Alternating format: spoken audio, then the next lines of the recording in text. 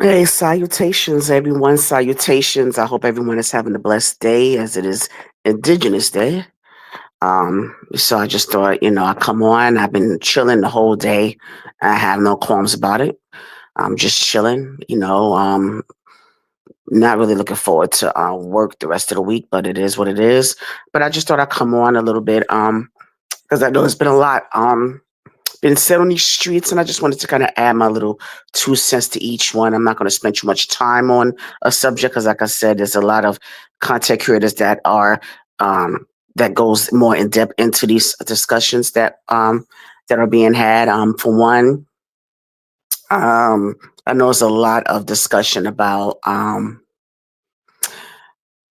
Tamar Braxton and the Braxton's niece Ashley, and her coming on Tamar's platform to discuss the details of her traumatic experience, allegedly in the hands of Trina's ex-husband. And um, I think it's unfortunate that it's such a divide when it comes to this, because I feel like the niche should definitely be protected, and it's unfortunate that a lot of people who have had these type of traumatic experience happen to them are dismissed or have not been handled the way it should, because it's family.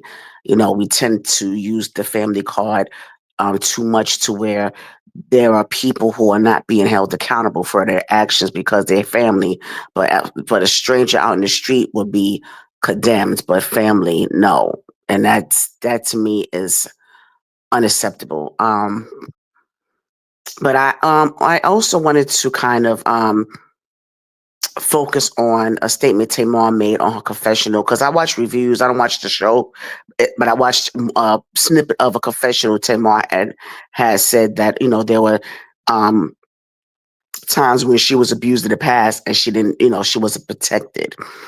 And so I know a lot of us may not have, may not see it for Tamar for obvious reasons, but there's some things about her that I am able to relate to, and I think about that in this, that whole. And I talk about this in a couple of my videos as well, about not feeling protected or being dismissed based on the rep that I have. And I'll tell you what I mean. There are times where I feel like I've been given the short of the stick, or I've been the underdog in many situations, because it was so much easy to pin something on me, or it's so much easier to not consider my feelings on certain things, you know, um, because of my attitude, or because always been given a bad rep. I've always been considered like a bad seed in some instances. And I always took account to the fact that I have been sassy. My attitude has, not been the best at times. I get it. But there were moments where I feel like I do and say a lot of things in response to someone else, and how it impacted me. And there were moments where I might go through an experience, or go through a situation with someone, and not be received in a certain way, because of, they automatically assume that I'm the bad guy. Because even when I went through um, horrible experiences with my son's father, I haven't really, I don't really, even to this day, I don't speak on him. I have no reason to. I don't really speak on him, and I haven't really spoken on my relationship with him, or lack thereof, because even with them not even knowing him, or even knowing at all what I've been through, or knowing the circumstances behind what's been going on with me, and what I had to deal with. There were some people even in my family that just assumed that I was the one. Everything was my fault, or they just assumed that I was the one that was difficult, or I was the one that was in the wrong. And even, like I said, even if they don't even know, and they didn't, like, they none of them knew what transpired between us. And I'm not saying I'm innocent because I know I wasn't, but at the same time, I know that I was in the tail end of a lot of shit, you know. But again, I purposely keep a lot to myself because I knew that I was not going to be as protected, or people going to dismiss it and say, "Oh, you're just being sensitive," or because that's the first thing they go to, you know. But so I resonated, you know, that with Tamar resonated with me when it comes to feeling not feeling protected, even when she was at the tail end of abuse. And I even remember her ex-husband, coming on saying that he felt the need to come on and say some things about what transpired between them in the past, and I wasn't there. None of us were, but it's just it's more than likely I'm thinking that there were a lot of people that would gravitate towards what he was saying about Tamar. Tamar's the one that did this and that because Tamar's Tamar. Tamar's over the top. Tamar has a big personality. Tamar's immature. She's spoiled. She she's all these things. But there was, and not that I'm justifying her actions. I would never justify anyone's behavior. I'm not going to justify Tamar's behavior, but a lot of the things that come up throughout the years, it kind of explains why she is the way she is. Um, because she always feels like she's in an island by herself at times. So I understand that. Because again, I also want to give an example because I'm not trying to.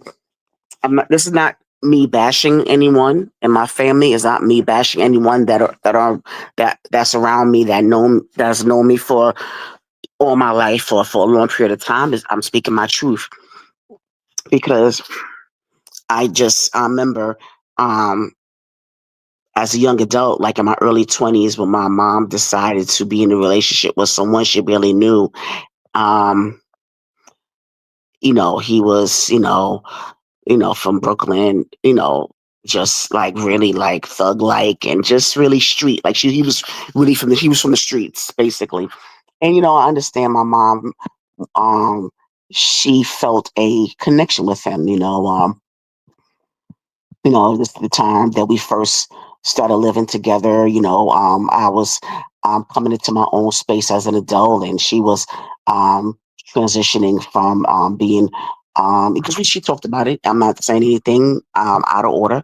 She talked about it in my interview. Please check it out. When she was coming out of jail, and we got our place together, and we had struggles with communication with each other. I do admit that, and I remember there were times where she had um, mentioned that before. I was just 20, 21, and yeah, it's not that I didn't want to talk to my mom. I was in my own world, in my own lane, in my own zone, and there were times we got on each other's nerves. We haven't lived together in a long time. This is my first time living with her as an adult, by the way.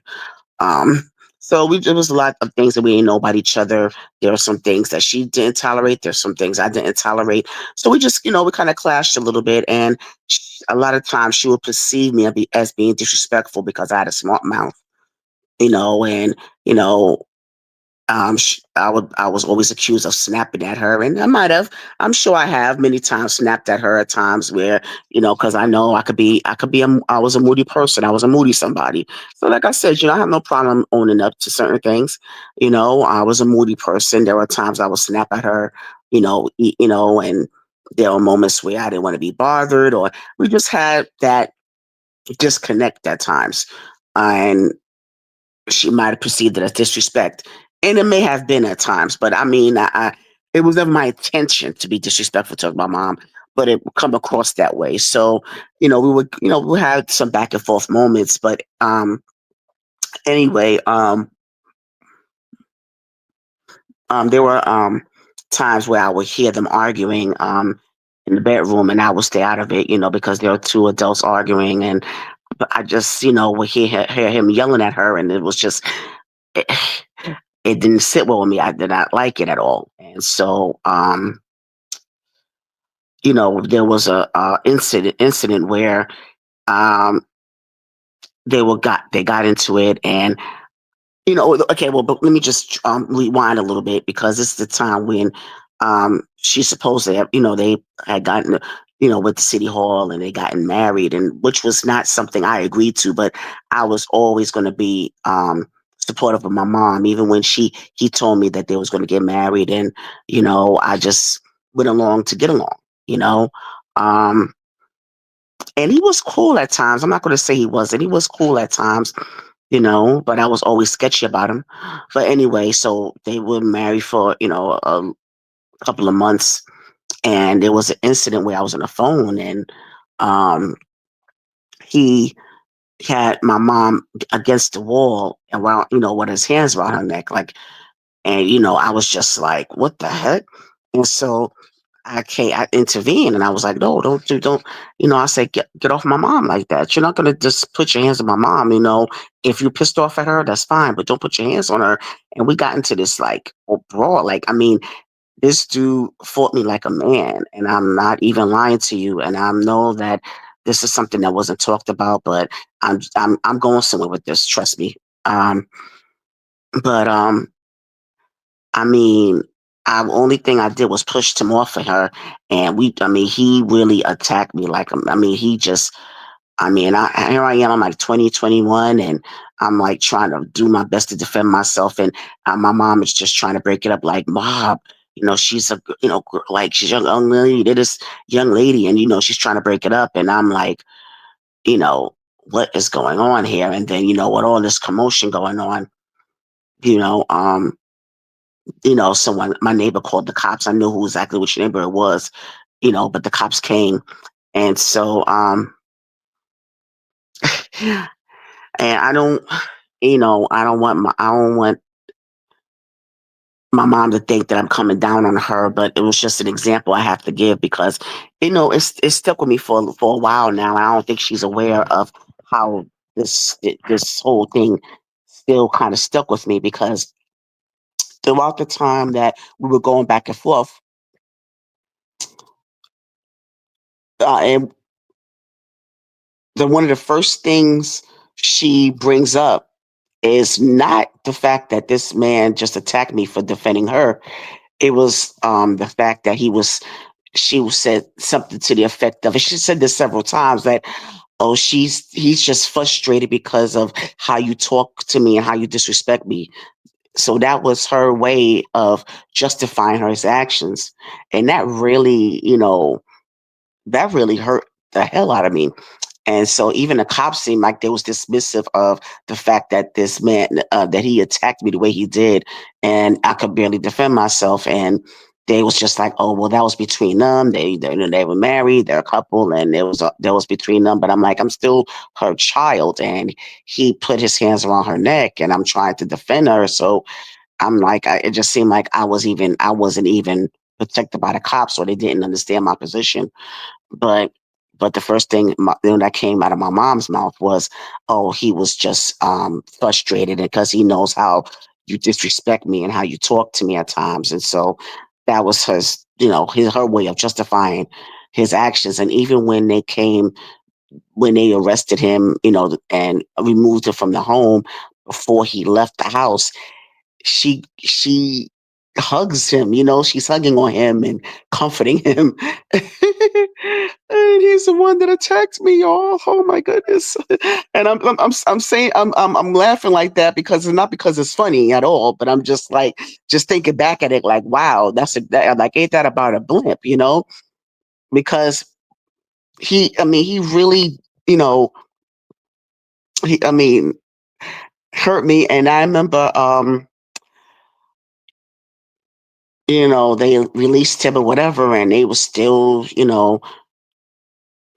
like, I think they were still seeing each other or whatever. And then after a while, um, they were no longer together at some point. However, there was some time that went by, and this is the time when William was already in the picture at this time when they reconnected, and he, begged for my forgiveness. I mean, he was very apologetic and um apologetic for what he did. I could tell by the tone of his voice that he seemed to be very apologetic. And I don't know.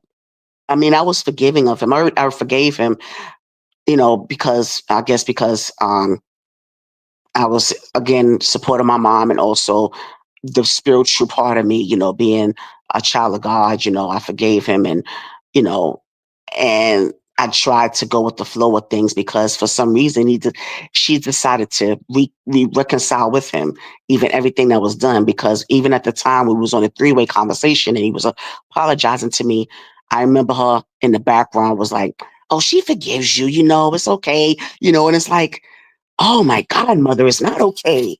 That's the thing. That was my point. It's not okay. Even though I went with the flow, I went on to get along, but it's not okay. It wasn't okay, and I don't know why I just, like I said, I didn't emphasize the fact that it was not okay. I don't know why, but like I said, I was going on to get along, and because I couldn't, even though I was supporting of her, even him getting back with her, getting back with him, I was just like, you know, I'm going on to get along. I'm a new mom. Um, I'm having a different outlook in life, and but I'm just because I would just me personally, if this is just me, my son, is in a if my son was being attacked by someone that I was seeing in a relationship with, or mistreated him in any way, I mean, do you really think I would even be back in his good graces, or be involved in a relationship with him again, or reconnect with him? No, you be far gone. You be far removed from my life, and I wouldn't just dismiss it and say, well, even if my son decided that he forgave him or whatever, I wouldn't be one of those that be like, "Oh, that's all right, we put that behind us, and he forgives you. It's all right, and I'm just still we connected to him, and I'm you know rekindling something. No, there's no rekindling there. So I say that to say, and also I think this is also because of this being Domestic Violence Awareness Month, and I'm just thinking about the whole idea of Tamar and the niece and not feeling protected. And so that's why I use that story as an example, kind of like a story time, to use that as an example of how important it is to understand the impact of, how you, without you even being the perpetrator, you are enabling the abuse and you're not even noticing subconsciously that you are. Because you hear Trina saying that her ex-husband is not around to defend himself, being that he transitioned. But what is there to defend if the story is true, if there's some evidence of him um being a perpetrator in that situation? What is there to defend? And the fact that that Trina maintained a stance on that, knowing that's her niece, that don't sit well with me. And I'm not trying to speak ill of the dead, but her, I remember Trina's son saying that they ain't even like Gabe, they ain't like him either. So there's got to be something about him, and we all seen firsthand based on his appearance on the show how Gabe moved, but again, I don't want to speak ill of the dead, but I mean, that still doesn't exempt it from the truth of what really transpired, and how it's important that these people like that are held accountable. So that really kind of resonated with me, that even all these years later, I was just thinking about that incident, and I'm not trying to use this to bash my mom at all. We just had a good time in New Orleans. I still love my mom, but that really hurt me, that she took that stance. You know, she took that stance with her ex and what he did. And we never really spoke about it to anybody else. Like I said, I never really talked about it or anything like that. I remember when I used to have my long nails and my nails were broke. I mean, it was my fingers were bleeding, and it was just, I mean, it was a horrible incident that occurred. And I remember one of my cousins was like, "Oh, I didn't know that man hit you. Um, you know, he was going to have Uncle so and so to to to um to take care of things." I was like, "No, you weren't." I just doubt. I mean, I'm sure that I mean, I heard that being said, but I doubt it. Because like I said, I mean, I don't think that um there are some people in my family would not have reacted to my being subject to any type of abuse or any type of attack. Um, I don't think they would have reacted, or protected me as much as they want to protect somebody else.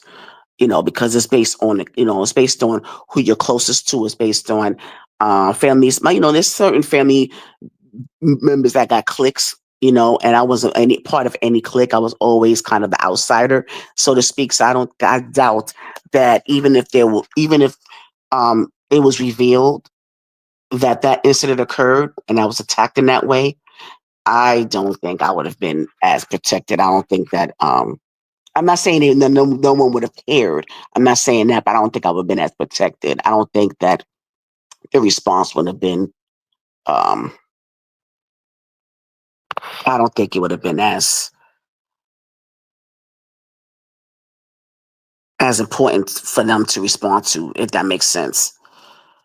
But yeah,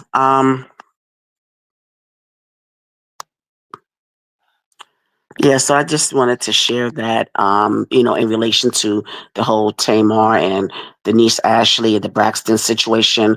Um, I was also listening to some clips and seeing some opinions about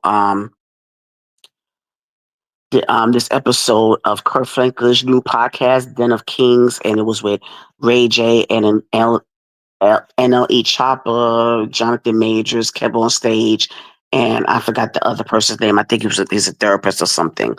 Um,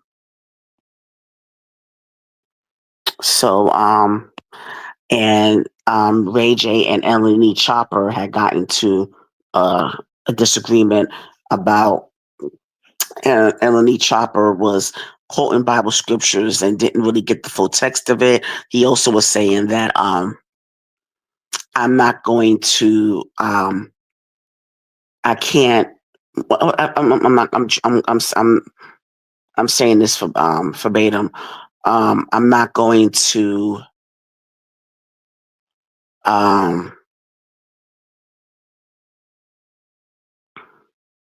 say, like help anyone who's not ready to receive it or something he said, and Ray J was saying about how um it didn't make any sense to him. Like it was a clip that was went viral, and a lot of people were trying to make it seem like Ray J was in the wrong because he walked away and wanted to get a cigarette break. But then I was looking at some of the comments, and they was talking about um, how and LE Chopper was the one that was acting real arrogant and was talking over people and didn't want to like hear anything that was being said because he feels like just because he's the youngest out of the group that you can still learn from him. Whether you're younger or older, you can still learn from someone. You know, and it just went into the back and forth to where yes, you can learn from someone, but you have to have the ability to receive what's being said. Because if you're talking over people and you have this level of arrogance with you, even he mentioned some in the scriptures that indicates that Jesus was our brother. He wasn't like we shouldn't put him on a level of God because he was our brother. He was, and Jonathan Majors had challenged him to read that scripture again because even though I understood why he interpreted it the way he did, as far as Jesus, there's a Father, Son, and the Holy Spirit component that he's referring to. And so I do understand him making that implication, but you have to understand that God, sent his son. He sent him for a purpose to save our souls, for the purpose of for purpose of atonement, you know, for our sins and to um, to make us anew, to make us new. So I don't think that it's. I think that he needs to. I think he's misguided in the sense of saying that he was just um, a brother, like our brother, and not not on the level of our heavenly Father. But he is, he was like our heavenly Father in human form, in the flesh.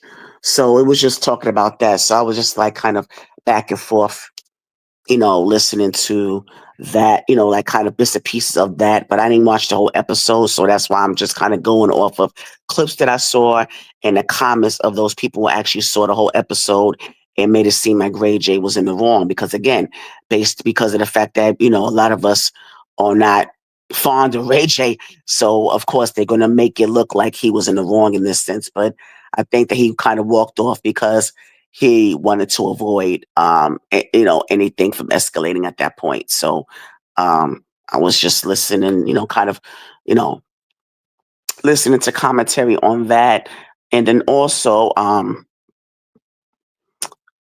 I was actually looking at, I forgot whose video it was, and it's this content creator, this big influencer, big time content creator, goes by Nas from the Gram. Um, and it was his this hearing this story was very disappointing because he has such a big platform, and I know he's still going to have followers after this, because sometimes it doesn't matter, who you are, what you've done, and you're still going to have some people that's going to still follow you, regardless of of any scandal that you've been a part of. But anyway, um, so yes, he goes by Nas from the Gram, and he always like he puts these parodies out and these skits like he does, I don't want to say he does drag, but he does dresses as a woman where he wear wigs at times because he plays different characters on these videos. And one of his main characters is as a McDonald's employee, and he does these parodies of being a McDonald's manager, and how he over exaggerates how he interacts with the employees, and how he how they interact with the customers. And so they were really funny. Like these skits are really funny. Um or he'll play this character of like somebody from the church, like one of those church aunties, like those, that type of content. He kind of reminds me of not Carlton Banks, like he does some of that type of comment, some of that type of content, some of those type of parodies and skits. And so there was a video where he was on a live with this disabled. I don't know like how young she was or old she was. It seemed to me like she was like a young adult, you know. But I don't know whether I think she had Down syndrome, and so she was on a live with him. I don't know how that happened. I don't know how to, I didn't know he was doing that where he would go on live and have people join him and have conversations with him. So I didn't know that that's something something he did. But anyway, he was talking to this girl, and he was asking her to show like something that I don't know whether I think she bought some merchandise from him, and he wanted her to show it, and she said no, and he just went off on her talking about, oh, calling her names and saying that I should nut up in you and make you have my baby or something like that. I mean, just says some heinous things to her for no reason at all. It wasn't even warranted. And so he, of course, did damage control and did a video apologizing to her and saying that, he was drunk, and he said it wasn't an excuse, but yeah, it's not an excuse at all. And I was really disappointed in him because I'm like, I mean, it wasn't, I'm just trying to figure out what transpired in that conversation that went left like that to the point where he would, you know, make those type of statements to her. And it's even worse that she was disabled, but it doesn't matter whether she was disabled or not. That was still extremely inappropriate for him to come at her like that, and I'm really disappointed in him. I really am. So those are some of the things that you know, um, that I was, some of the stories I was looking at, some of the stories I was going to, looking into, and people doing content or commentary on. So I just thought I add my little piece of perspective, like I always do, and to also greet y'all, as well. And I'm hoping everything is well with everyone. And also, I want to um, make sure that you guys check out my next upcoming interview with the Scotty by Nature TV. That's coming up this Wednesday at 6 p.m. Eastern Standard Time. So please make sure you look out for that. I'm looking forward to it because this is one of the interviews I was looking forward to doing ever since I started my channel. So please make sure you look out for that. And so I'm going to bid you adieu for now. I just thought I'd come on. I'm chilling in bed right now, so maybe that's why my voice it sounds the way it does. But I'm just relaxing right now. But again, I thank you so much um, for listening, tuning in, all that good stuff. In the meantime, have a good one.